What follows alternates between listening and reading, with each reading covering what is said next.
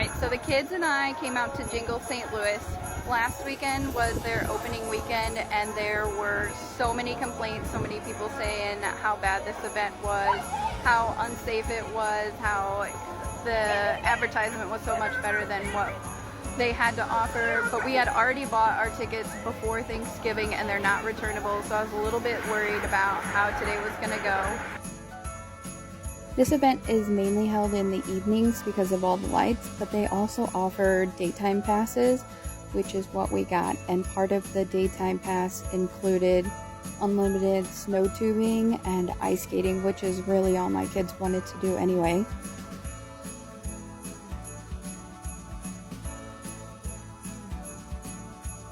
For the snow tubes, they had two different hills. They had what was considered an adult hill, which did have a height restriction, and then they also had a kid-friendly one right next to it.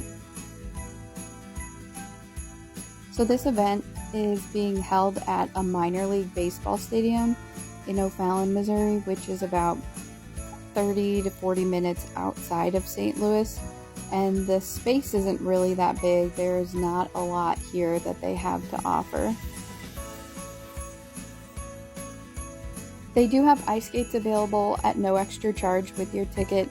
They have a skating rink area, and then they also have a skating trail that was not originally open last weekend, but it was open for us today. This skating trail, it didn't freeze very well, so there was some really slippery parts and people were falling down a lot, so just be careful. If you're here with little ones, they had this little like snow merry-go-round that was really cute.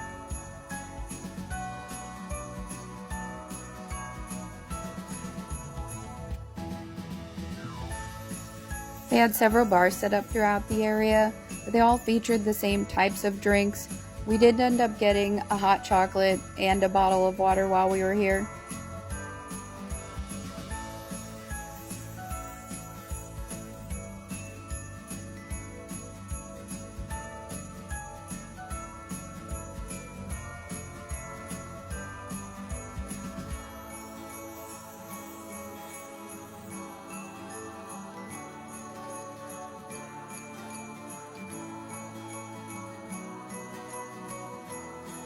Since we were here during the daytime, you couldn't see the lights, but I imagine they look really cool in the evening.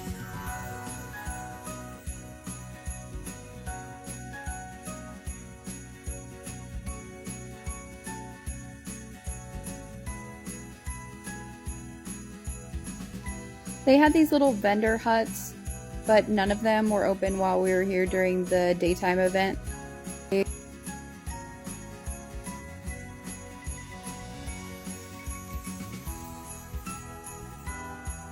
They also have several food trucks. The only one that was open was one that had hot dogs and bratwurst.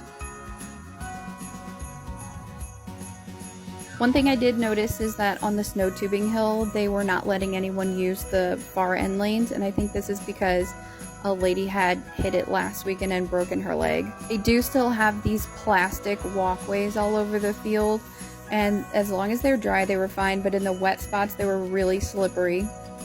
They do have you exit into a gift shop in case you want to pick up any souvenirs.